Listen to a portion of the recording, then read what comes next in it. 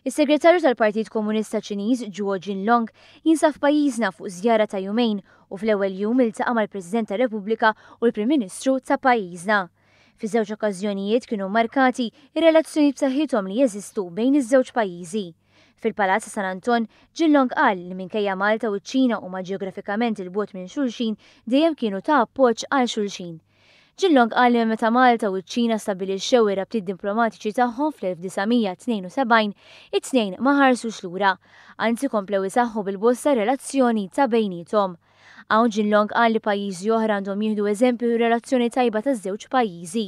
F'Kassilja Jinlong irringrazzja l-Prim Ministru Muscat għal mod ta' kif pajjiżna qed jidħol f'investiment dirett maċ-Ċina. Fost oħrajn issemma l-ftehim ma' Shanghai Electric. Is-sena l-oħra kien iffirmat ukoll Memorandum of Understanding bejn iż-żewġ pajjiżi bilha li jkun hemm kooperazzjoni f'bosta oqsma. Jinlong qal li permezz taż-żjara tiegħu se jkomplu jissaħħu rabtiet politiċi ta' Malta u ċ-Ċina. Il-Prim Ministru Joseph Muscat tkellem dwar il-possibilità ta' aktar ftehimiet ekonomiċi u kulturali bejn iż-żewġ pajjiżi.